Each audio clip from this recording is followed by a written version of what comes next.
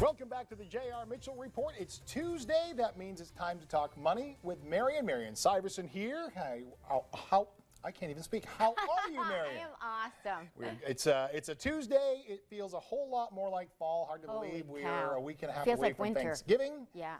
That's crazy. But another crazy thing we're going to talk about today is this doesn't affect everybody, but I know from my past experiences of working closely with a camp for children and adults with disabilities, the financial hardships that can hit these families can be devastating. But the funny thing is, when you talk to these people, you never know there's a problem. But we're going to talk a little bit today about how to deal financially when you have a child or an adult in the home with a disability. So what are some great things that you can pass along? First thing is, when your child is little, it feels like you have a little more control because you can pick the baby up, you can care for this child by yourself. It doesn't feel as overwhelming, though it's overwhelming to not have sleep, to feel like you're the only decision maker, to feel like you're not wise enough. So part of planning is speaking with some experts, because your ability to collect Medicaid is important to understand, and all the ins and outs of that, of which not everyone is an expert. So finding somebody who can help you with that is worth the cost of having somebody assist you. There are a lot of programs for families with children. And again, a lot of people don't realize they're available to them. And all you have to do is ask. Exactly. And you need to know the right people to ask. So just start. Don't carry this alone, okay? Because there are ways to help.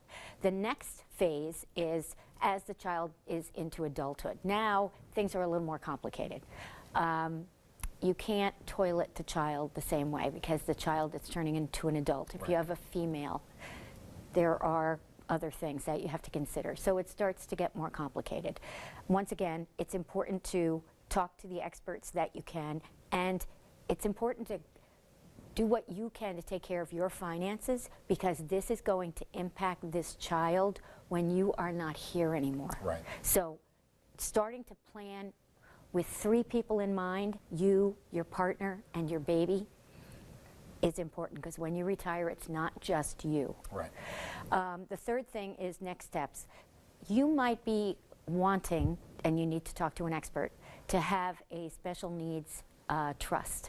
A special needs trust is going to be a place where perhaps inheritances for the child will go, so that way their needs can be taken care of long after you are not here anymore, which is all we care about. We just care about taking care of this child.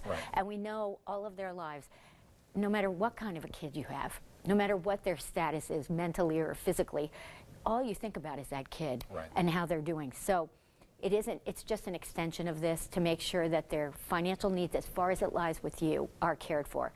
And so once again, talk to a tax expert, talk to an attorney.